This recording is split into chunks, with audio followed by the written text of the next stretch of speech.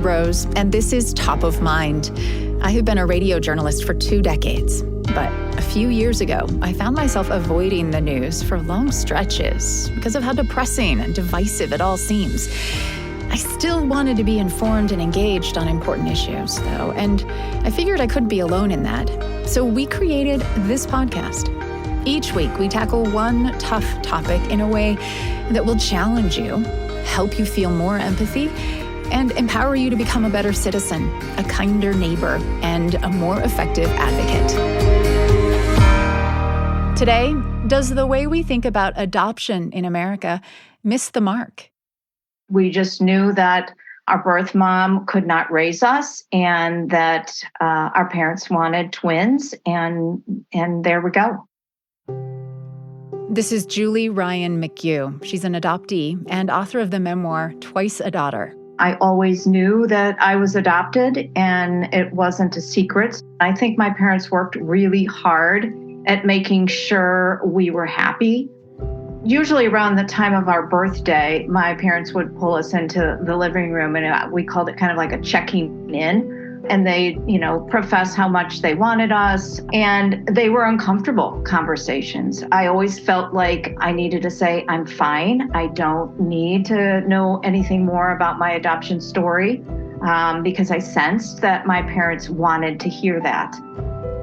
And certainly in the era in which I grew up, which was, I was adopted in 1959, you didn't really talk about being adopted outside the home. There was a little bit of a shame involved. And I remember girlfriends at a sleepover one time saying, "You guys are adopted, right?" And I just was horrified that somebody outside my immediate family knew that little secret and would bring it up. So adoption wasn't something I really liked thinking about or talking about. We're in a precarious situation, we have a family that cares for us, we hope, and loves us, and we're happy enough. But adoption is really about loss. All of the players in the equation: infertility for my parents, the shame of being an unwed mother for my birth mom, and I lost my identity. My parents considered my sister and I their daughters. And so anything that happened before our adoption was like the slate was wiped clean. We tend to view adoption in America as a win-win situation. A child in crisis, placed with new, stable parents who want to build a family, everyone finally in a position to thrive. If you don't have personal experience with the adoption system, you are probably familiar with that fairytale-like narrative. But even if you are closer to the process, there's still a lot that's hard to fully understand about the adoptee experience unless you've lived it.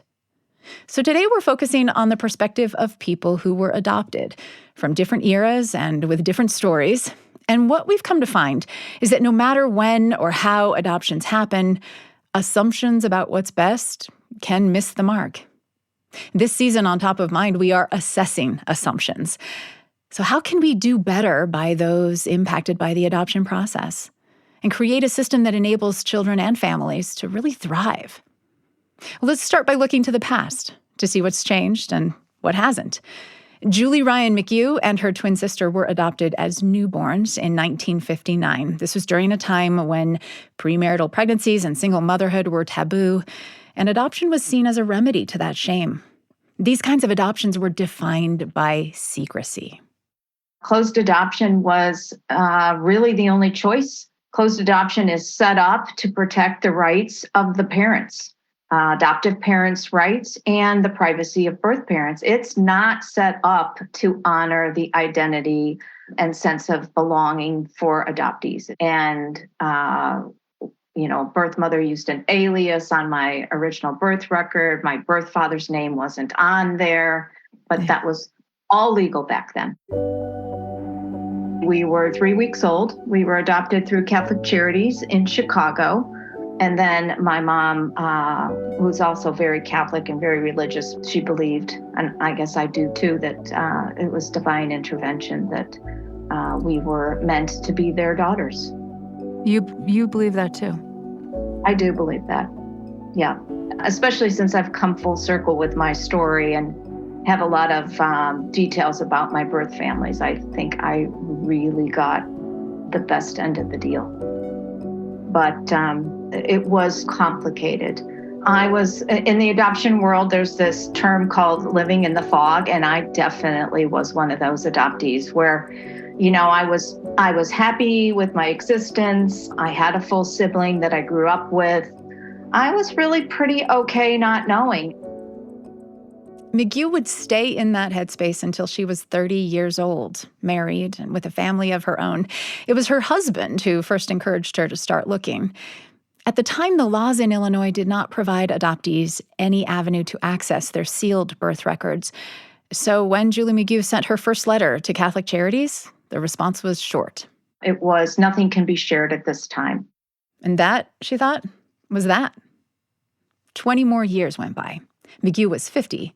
Doctors detected a lump in her breast, and they did a biopsy, and she realized that she had no idea whether breast cancer was in her genes or not. And I have 3 daughters and a son, and I thought, oh, this is not about just me now. I have a responsibility to my children to give them health information that I don't have.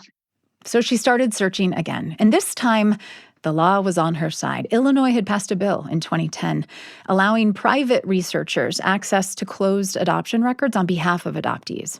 She hired one of those intermediaries. And so the intermediary was able to find the woman that was my birth mother. She reached out for her, and it was 3 days before my birthday. And the intermediary got a letter from her and said, I don't want anything to do with this. I want no contact with these people, and don't call me again. It was devastating, and I didn't understand it as a mother myself, how someone could be so cold and heartless.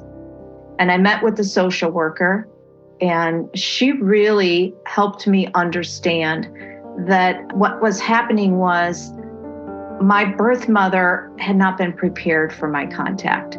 I was ready to do it, but she wasn't ready. And she instilled in my sister and I, don't give up hope on this. She knows you're interested in seeing her and making contact. Give her time. She may change her mind. Now, remember, McGue was still grappling with the possibility of breast cancer. She had this big health scare. So the stakes were higher than when she had started looking back in her 30s. The intermediary sent another letter explaining some of that context and asking the birth mother again for her health records. That turned out to make a difference. McGue's birth mother picked up the phone and called the intermediary. She asked a lot of questions about her daughter's health, and she changed her mind about not having contact with Julie McGue. And, then I got the phone call from the intermediary saying, you won't believe who I just talked to, and she would like to exchange cards and letters with you. Tell us about that first meeting you and your sister went.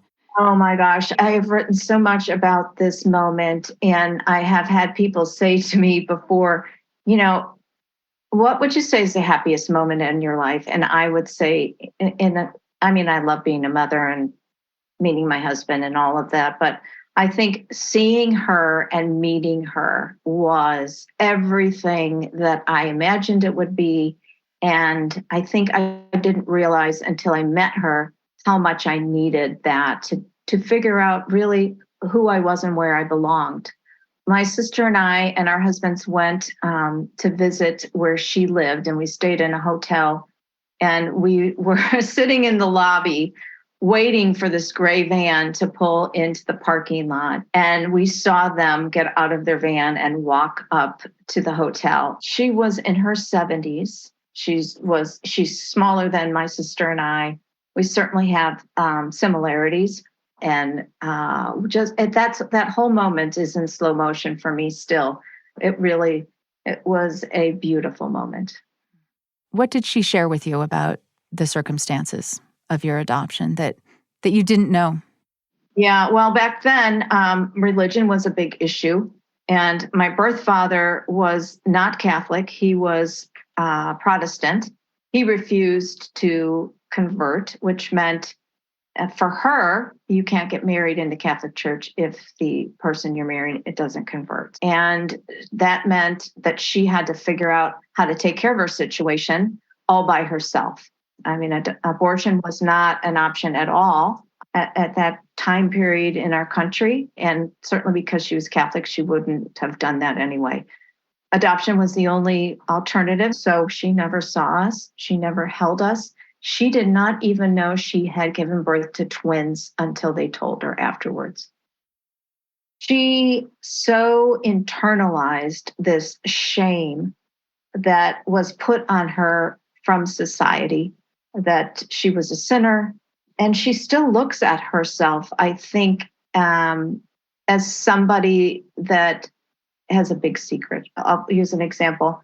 I've gone to visit her in her senior center, and she will not let my sister and I sign in the guest book because there's a little spot next to our name that says relationship to the client. And so she fills that in. And I don't know what she writes in there. I don't know if she writes friend or relative or whatever, but I'm sure she doesn't write daughter. And I asked her one time about it, and she said, these are my peers that I grew up with, and I'm happy for you to come visit, but I don't need their scrutiny or their judgment. McHugh's birth mother was also not eager to help the adopted twins track down their birth father. And when they pressed, she gave McHugh the wrong name. But McHugh was still able to track him down and get his medical history. He refused any other contact, however, so McHugh and her twin sister never met their birth father. They did connect with his kids, though. They're half-siblings. Nowadays, adoption stories rarely play out like this. When McHugh and her sister were placed for adoption, only 5% of domestic infant adoptions were open, where there's some level of contact between the birth family and the adoptive family. Now, that equation has completely flipped. The vast majority are open. Much of that can be credited to adoptees like McHugh, who have spoken out about their experiences. But even though the norms have changed, many of the underlying assumptions are as prevalent as ever. Primarily the notion that an adoption into a stable family is a happy resolution that closes the door on a child's past trauma. And there's the whole narrative around made-for-TV birth family reunions, says McHugh. I never wanted to just be like either my adoptive parents' child or my birth parents' child. I really thought it was possible that we could all be a family. That's what I envisioned could happen. Maybe that's, like a Hallmark movie. That's not what happened. Certainly my dad was a lot more supportive than my mom, and they did come around. But there was a point when I found my birth mother, and we were in reunion with her. And my mom, I still can't believe she said this. She stood up and she looked at me and she goes, "I do not want that woman in my life."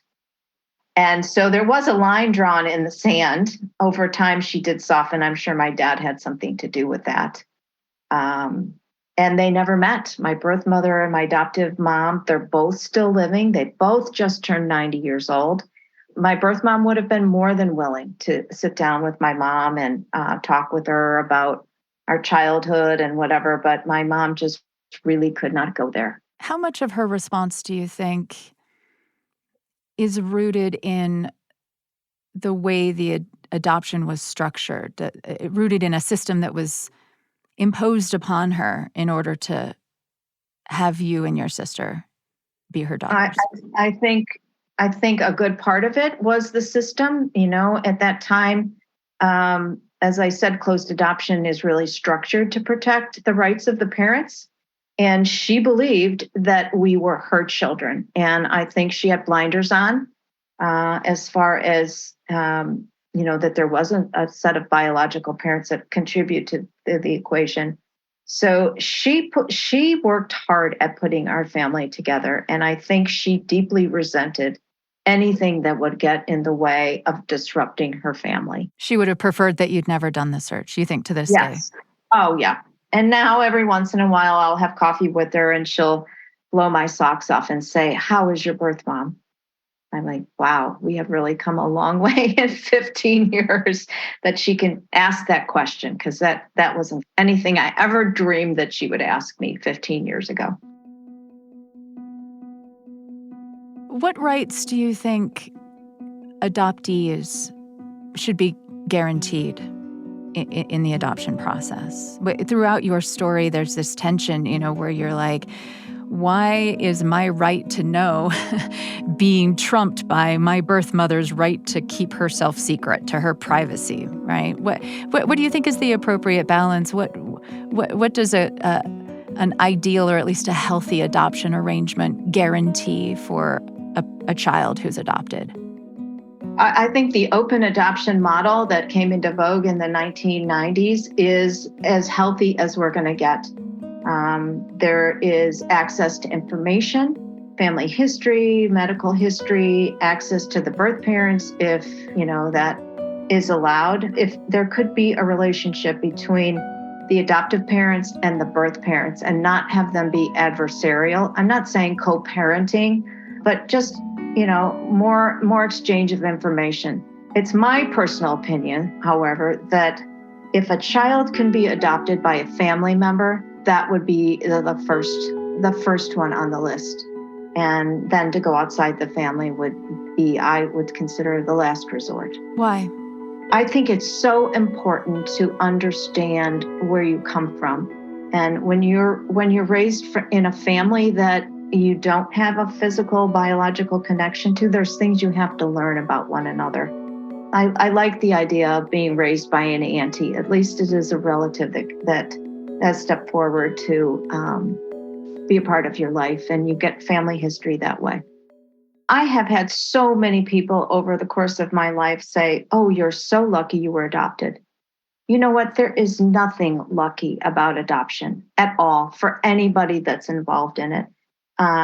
The people involved in adoption, parents, birth parents, adoptees, we all are in it because something happened.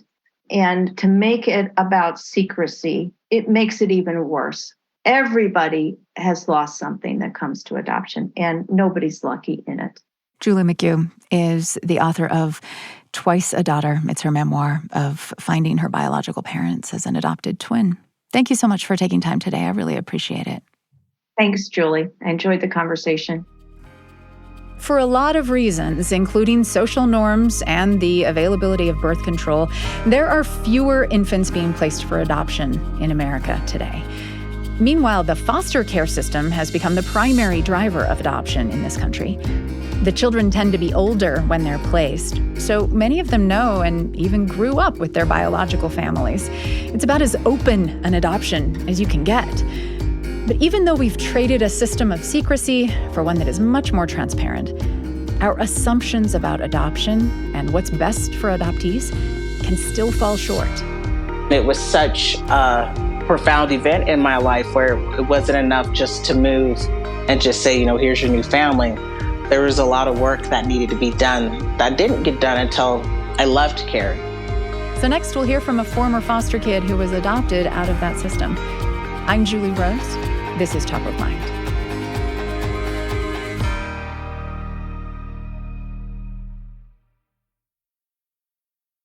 Jamerica Haynes-Lewis is a journalist, a crowned winner of the USA Ambassador pageant, an actress and model, a motivational speaker, and a dedicated advocate for child welfare.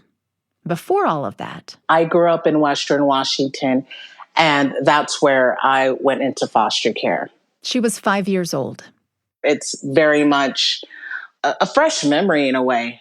To respect my family's privacy, I won't go into details, but typically children are removed where there is a point of crisis in the family unit, and that is what happened with me. But I remember being taken away in a patrol car from my home to a foster home.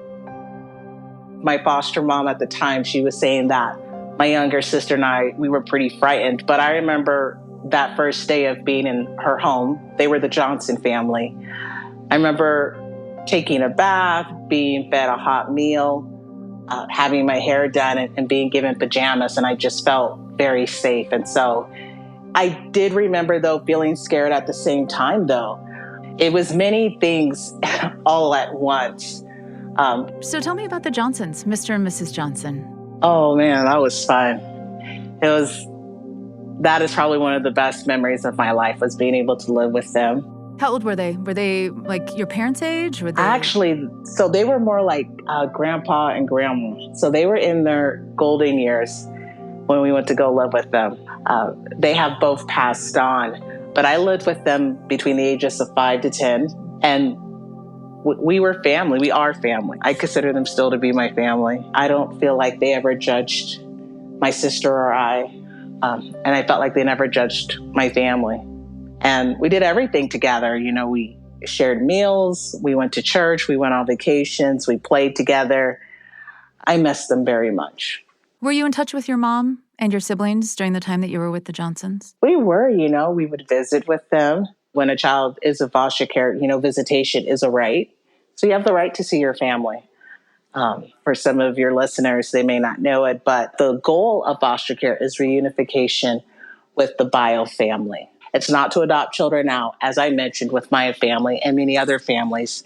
When a crisis happens, it's important to make sure that the family is stabilized so that everyone is safe. So your expectation was that you'd go back and be with your mom? Of course. Yeah, with my mom and my siblings and with the rest of my family. But at the time, I was told we had to wait and see. Haynes Lewis was one of 4 kids in her family. And while she and her sister moved in with the Johnsons, her 2 older siblings went to live with relatives. And I'm not quite sure why that happened the way it did, but that's not uncommon for siblings to be split up and to go live with different people in different homes. Do you envy your siblings who were placed with family? I don't envy them, at least not as an adult. As a kid, did you envy them? I did. It was like, oh, I want to go live with my family. Their lives weren't easier necessarily, though.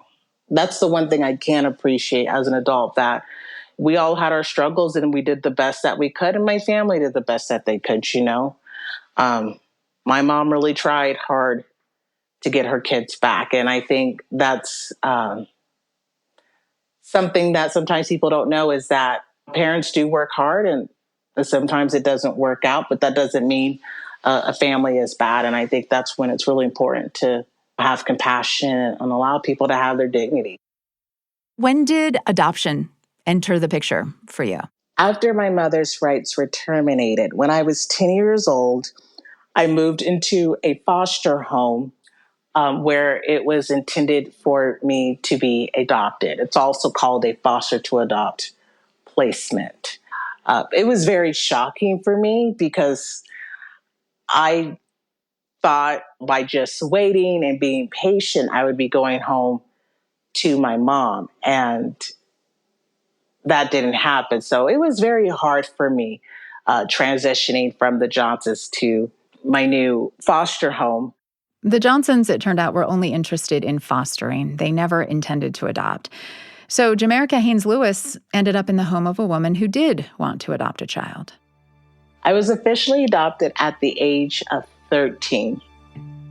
We were at the courthouse in Seattle, Washington, and I remember feeling very nervous. And even though I was relieved that it happened, I also think there was a lot of just sadness as well, and realizing, I'm never going to be a part of my birth family again, like other kids. And so I think I also, too, was trying to figure out where I fit family-wise, right? So I came from my biological family to the foster home that I lived in from 5 to 10, and then being in this home now where I'm adopted, I felt like there were all these expectations of being a part of a family through adoption. So for me, it was a lot to process. You say you were relieved to be adopted? Yeah, for me, it was like, is it going to happen? Is it not? There was just a lot of suspense. And so when it happened, it's like, okay, it happened. I don't have to think about, am I going to stay in foster care forever and age out? Or am I going to be adopted and be in this family? And so, there was a lot of praying involved. And one thing that really helped me cope during that time and beyond in my life and even today was my sense of faith. I remember one of my favorite Bible stories was David and Goliath. And At the time, I was 7 when I learned about that Bible story. And for me, it was learning about how David was not only courageous, but how he faced this giant in the midst of being ridiculed and just facing uncertainty. And to me, foster care and everything that was involved in it, including just feeling out of control, it felt like this big giant in my life. But I did feel like if I remained faithful and hopeful, I would be able to prevail beyond the situation. And even though it didn't look that way immediately and in the immediate years to come, I do feel that way today as an adult. I remember getting messages from people like, well, you were chosen, you need to move on. It was hard for me. I felt embarrassed that I had to be adopted out. And also, too, I think there's this idea that people are interchangeable. I think that is one of the most harmful truths, is that you can take a set of new parents and give it to a child and say, this is your new family, without considering, the ambiguous loss that occurs when someone knows they still have a living parent, but that parent isn't there, right? No one can be replaced. Through moving a child to a new family, it doesn't erase their past. And there is this thinking that can all be washed away through this event. And it doesn't work that way. I wish I would have had someone tell me it wasn't my fault, that I was not responsible for going into foster care. I wish someone would have said, I'm still valuable, I'm still lovable, that I am loved. I remember feeling like I had did something wrong. I wish I would have been more accepted and seen in my grief. I got the feeling people weren't comfortable seeing that. They were confused by that. They didn't have the education. And I think also, too, it was triggering for them to see so much grief and angst in a child. And I wish someone could have just sat next to me during the times where I was crying or asking questions. I wish that people would have really tuned into that. There was a lot of work that needed to be done that didn't get done until I left care, until I sought those resources, like a counselor to talk to about what my feelings were, being able to talk about some of the trauma I had experienced. And then when I got into the adoptive home, it was like, well, you're adopted, you don't need any of that stuff, when in fact I really did need that support. Haynes Lewis says adoptive parents need resources and support too. Everyone has to do that work, and that means going to a counselor and maybe talking about their own traumas that they've gone through, right? The grief of not being able to conceive and carry their own child. Those things have to be talked about. And that's what I mean when I talk about doing the work. So what's your status today, your family identity? You're still adopted? Are you still close with your adoptive family? Have you made contact with your biological family? I would say it's very much multifaceted. I did reconnect with my biological family, and it's huge. So I have reconnected with a lot of my cousins. My biological mom, she actually texted me, Happy Mother's Day. My adoptive family, there's still some challenges, but I would say it's good for what it's worth.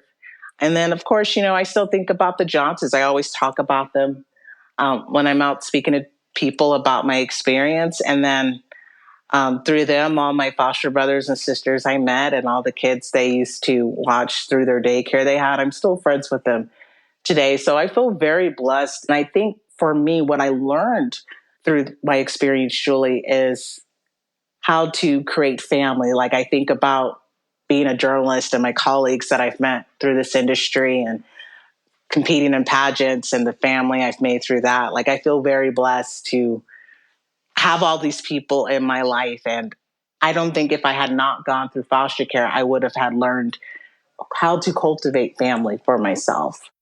How would you like to see adoption from foster care and even removal into foster care changed?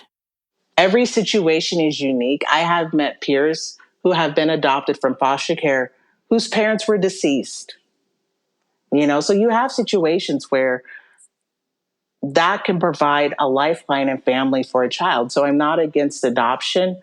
I feel that it is an option that should be done responsibly. I don't feel it should be done as a means to punish a parent who's impoverished, who's single, or may not have a traditional family. So I think it's really important that that's an option that is really best for a child if they're in that situation. I think it should be a last resort. I don't think we should wait until crisis happens to the point where children have to be removed. I feel that isn't safe. I feel it becomes more costly when we have to wait that long. I think there are things that people can do on a hyper local level, which is get to know your neighbors and be there for people. I think sometimes, families don't get along, but if communities can step in, whether it's through churches, community centers, if there's a way where people can be included in the fabric of that community where they don't feel isolated, because by the time the system is getting involved, like any other system we have in our country, there's many people who need to be assisted for better or worse, and a system shouldn't take place of a community. Jamerica Haynes-Lewis is a journalist, former foster kid, and advocate for child welfare.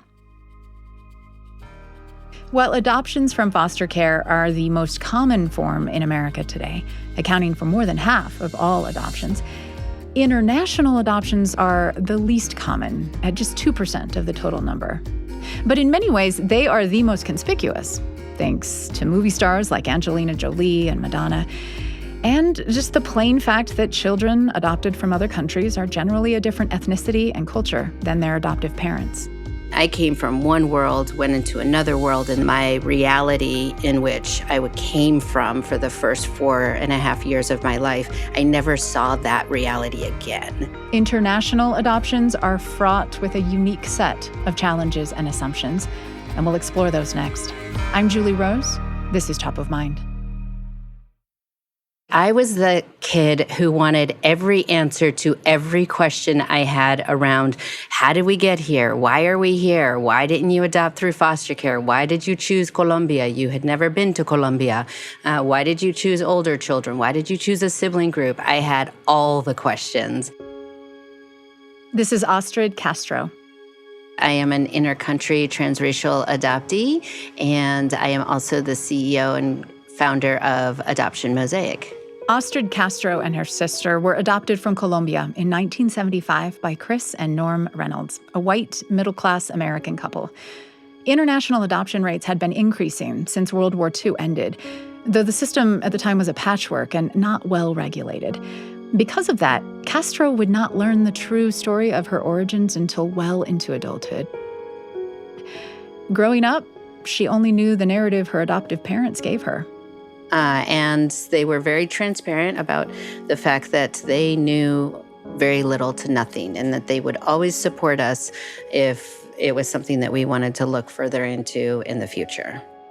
The Reynolds had planned to adopt through foster care, but because the couple moved around so much for work, they couldn't get qualified to foster in any one state, so they turned to an international adoption. But as to why they chose Colombia? My dad's story is we went to an agency and the agency said Colombia is one of the quicker countries currently to bring children home into your home and get to start building your family. And my mom's story is, well, Colombia, was a developing country.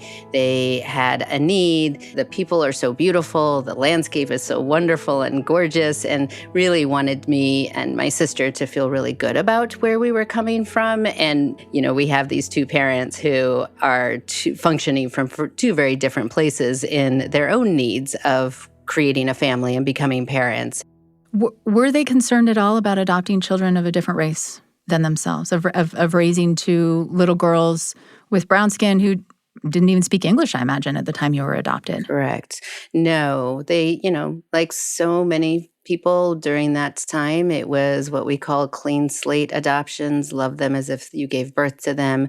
Maybe 10 years later, we started talking about you grew in my heart, not in my tummy, which is all very problematic in the identity of how we came into our families.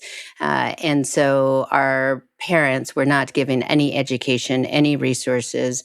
Our mom, when we first arrived, had the intuition to bring in somebody into the home that spoke Spanish. And so she hired a bilingual nanny, somebody who spoke English and Spanish. And the social workers that came and did the 3-month visit after we were placed, the social worker said, "Oh my goodness, no, don't do that. We need these girls to be able to speak English as quick as possible." So the goal was that we would be able to speak English well enough to be able to acclimate into a school. So my sister and I lost our Spanish completely within 6 months of arriving. And I would say if you were interviewing my parents today, they would probably say that was their biggest parenting flaw. Ostrid Castro gives her parents, Chris and Norm Reynolds, a lot of credit. They were given bad advice by people they trusted, and they didn't have the tools or resources to support their Colombian daughters in all the ways they needed. But they really tried to help the girls form a healthy identity. My parents, at the time in the 70s, they thought, okay, well, there isn't access to any Colombian restaurants. But they did seek Mexican restaurants, and they thought that that was the closest thing. Like every year on our birthdays, we would go to, I won't call out any names of Mexican restaurants, but not high quality, chain-like Mexican restaurants that had the mountain of cheese and just refried beans spread across your plate, right? So would you have people trying to speak Spanish to you then as a child? You'd go into that Mexican restaurant. What was that like for you, people to assume that you must be a Spanish speaker? Well, and it depends on who's making that assumption that I speak Spanish. If it's somebody who looks like me, I instantly go into imposter syndrome.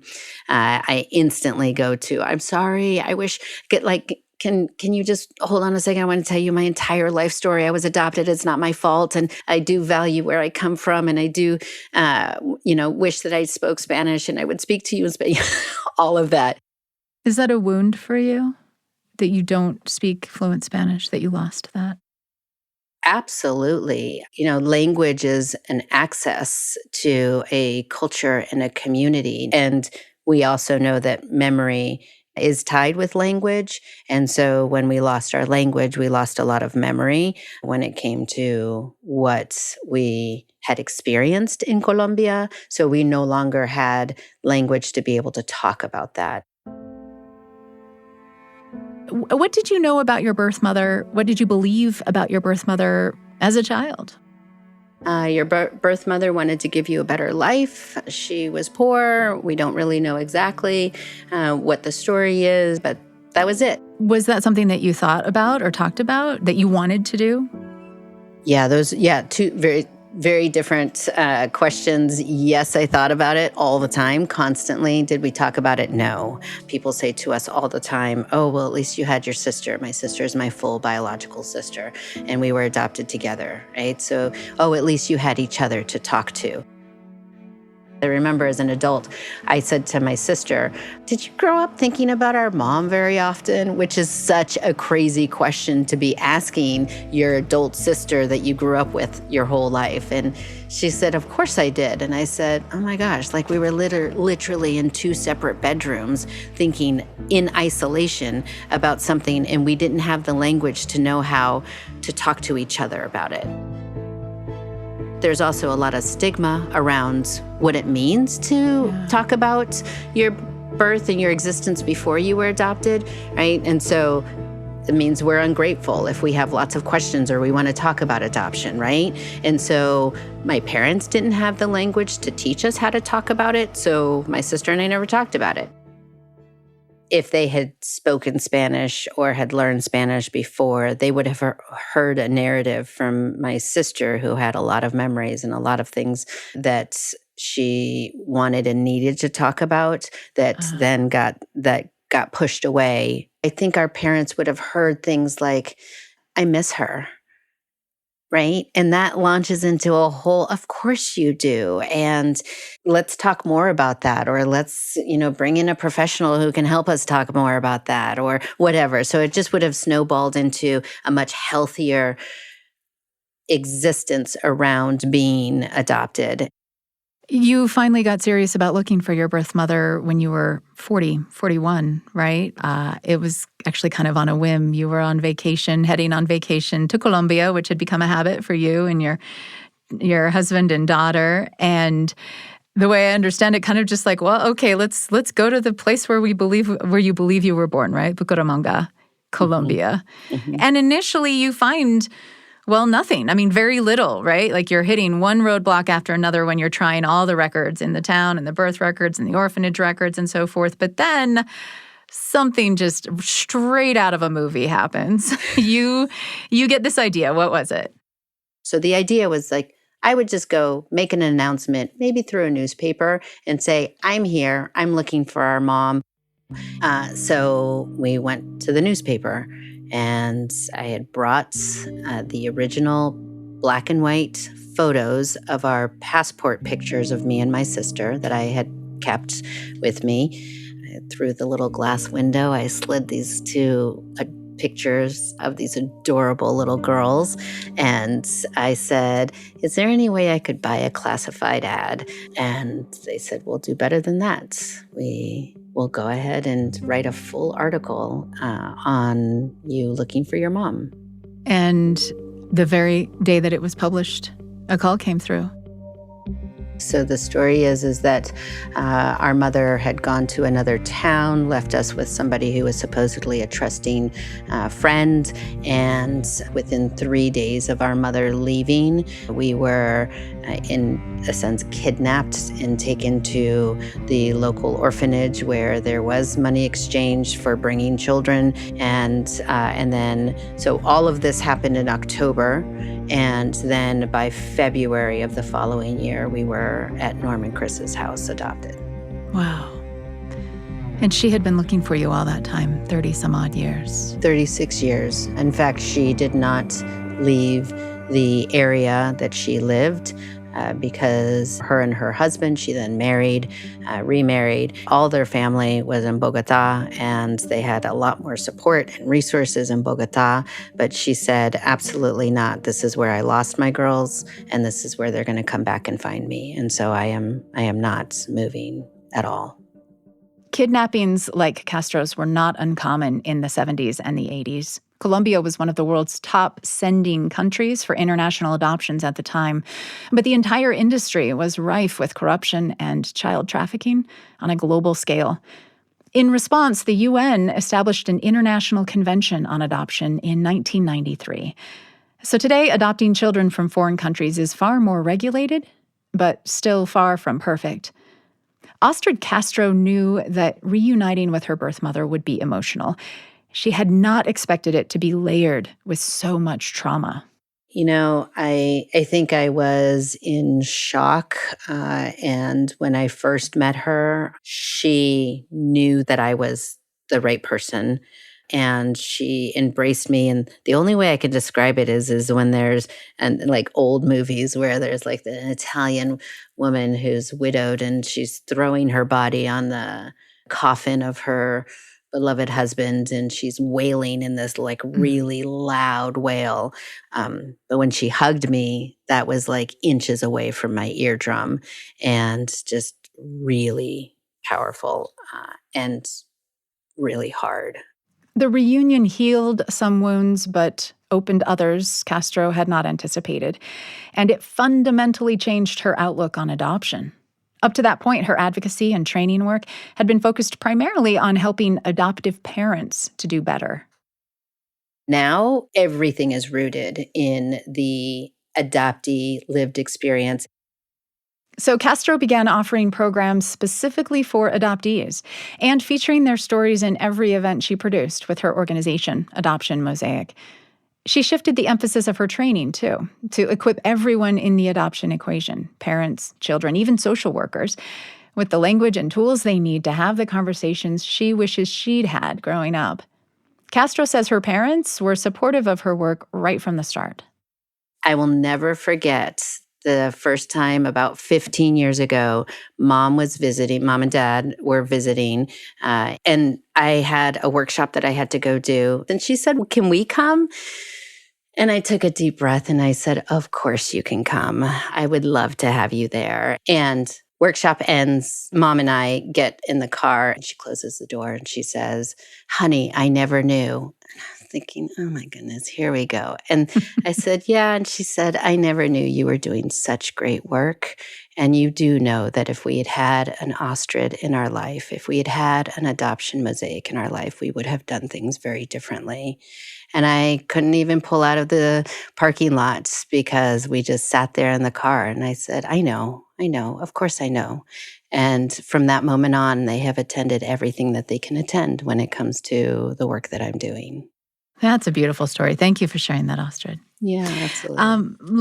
I want to talk a bit about your birth mother. So what's your relationship with your birth mother today? Amazing with both my moms. And I say that because I couldn't exist. I wouldn't exist without all of my parents, all three of my parents. And the fact that they, all of them are trying their best to put aside their own traumas and their own pain around what it means to be here for me and be here for each other as a result is one of the most powerful and one of the most healing aspects of this reunion. And my birth mom, she has some struggles for sure around what it means for us to have been raised here in the United States and lose our Spanish. And my relationship with my Colombian mom is we talk about every 2 weeks on the phone, and I'm just really grateful to have her in my life. So where have you landed on the issue of international adoption or trans-country adoption? Is that something that you encourage?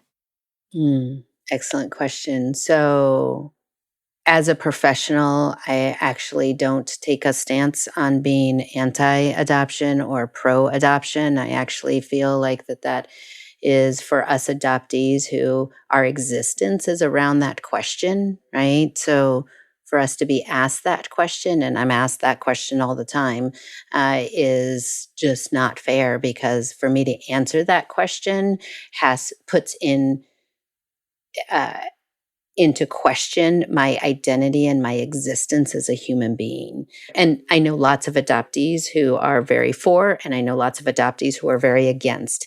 And as a professional creating an organization, Adoption Mosaic, we want people to know that no matter where you are on your identity discovery or your identity journey of what it means, what you had to lose in order to become an adopted person, what you had to navigate, you get to determine and decide what part of that is right for you.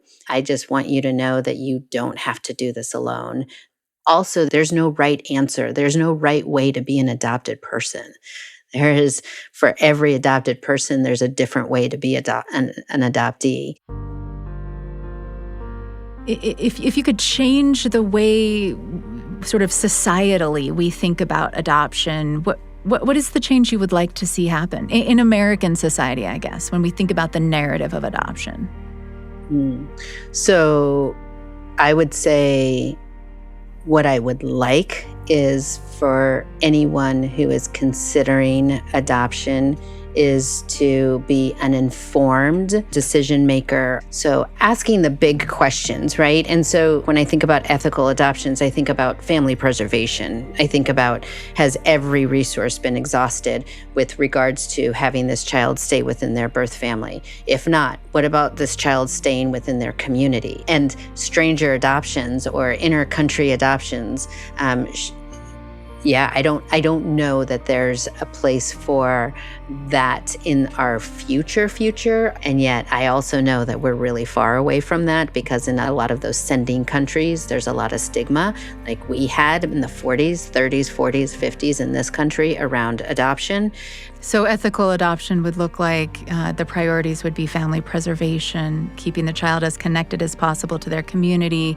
If it gets to the place where you have to do transracial adoption, then you're thinking about providing the resources, the openness, the language, sort of that whole continuum. Is that fair? Yes. Okay. And well ideally, maybe in a perfect world, we wouldn't have to get to that last resort, because we would find a way for children to stay within their communities, but in a way that they can thrive, right? Safe and thrive. Yeah. And that's sort of like, maybe that, would that have been possible for you? Who knows, right? Right. And the reality is we weren't thriving with our mother. She was struggling. She didn't have the resources. We were on the streets, and her mental health and where she is even to date is hard to watch, because it's not that simple of, well, she should have just been given the resources. Or I hear younger adoptees asking the question of, well, if my parents had $30,000 to $50,000 or whatever an inter-country adoption cost, if they had that money, why didn't they just give it to my mother who was living on the streets? And the response to that is it's not that simple. At least it wasn't that simple in my case. And I struggle with survivor syndrome, being here in this country, and survivor guilt that's the term that, I struggle with that. And so I have to deal with that for the rest of my life. Astrid, thank you very much for sharing your insights and your story today. I really, really appreciate it. Thank you. Thank you for having me. Astrid Castro is an international transracial adoptee and CEO and founder of Adoption Mosaic. So I found Castro's description of ethical adoption really enlightening. Because on a logical level, I think we'd all nod in agreement to the statement that adoption should be a last resort. But how often do our subconscious assumptions about adoption as a win-win situation for kids and adoptive families lead us to speed through some of those decision points she mentioned? Have we really done all we can to support the birth family first? I think I am especially prone, as a white American, to endorse quality of life as a justification for adoption. I think children should not live in desperate poverty. But is the trauma of separation from biological family the best solution? Perhaps we can do better for children and families if we think about adoption as an opportunity, when it's absolutely necessary, to give a child more family, more loving connections and support, rather than simply a new one. Top of Mind is a production of BYU Radio. Today's episode was produced by Vanessa Goodman, Elena Beck, Amber Mortensen, and James Hoops, with help from me and Samuel Benson. We had sound design by Brandon Lewis and Spencer Hewitt. I'm Julie Rose. We'll talk soon.